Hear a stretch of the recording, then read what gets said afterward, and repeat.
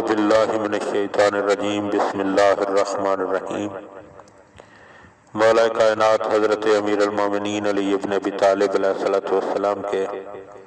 مجموعہ کلام نہج البلاغہ کے تیسرے باب کا 377 نمبر فرمان: وقال علیہ السلام لا تأمنن علی خیر هذه الامت عذاب اللہ۔ اس امت کے بہترین شخص کے بارے میں بھی اللہ کے عذاب سے بالکل مطمئن نہ ہو جاؤ، لقولہ تعالی، جیسا کہ اللہ تعالیٰ نے ارشاد فرمایا ہے فلا یأمن مکر اللہ الا القوم الخاسرون، کہ گھاٹا اٹھانے والے لوگ ہی اللہ کے عذاب سے مطمئن ہو بیٹھتے ہیں۔ وَلَا تَيْأَسَنَّ لِشَرِّ هَذِهِ الْأُمَّةِ مِنْ رُوحِ اللَّهِ،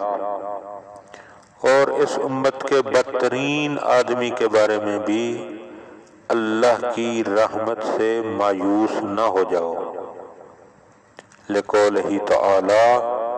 کیونکہ اللہ تعالیٰ کا فرمان ہے انہ لا ییأس من روح اللہ الا القوم الکافرون، کہ خدا کی رحمت سے کافروں کے علاوہ کوئی بھی نا امید نہیں ہوتا۔ یعنی جو فرمان سرکار کا یہاں مکمل ہو گیا۔ ایک جملہ یہاں پر عرض کر دوں کہ انسان کو نہ تو اتنا پر امید ہونا چاہیے کہ میرے اعمال، میری اچھائیاں مجھے خدا کے عذاب سے بچا لیں گی، اور نہ ہی انسان کو اتنا خوف زدہ ہونا چاہیے کہ میرے گناہوں کی وجہ سے وہ اللہ مجھے جو ہے وہ جہنم میں پھینک دے گا۔ یعنی مومن کو کسی بھی حالت میں پریشان ہونے کی ضرورت نہیں ہے، کیونکہ جب تک انسان زندہ ہے توبہ کا دروازہ کھلا ہوا ہے۔ مایوسی جو ہے وہ کفر ہے، اور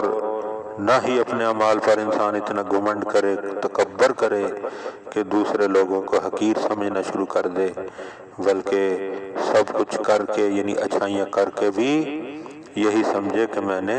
کچھ نہیں کیا، یعنی مایوس بھی نہ ہو اور مطمئن بھی نہ ہو۔ دعا ہے کہ خداوند عالم ہم ان باتوں کو سمجھنے اور ان پر عمل کرنے کی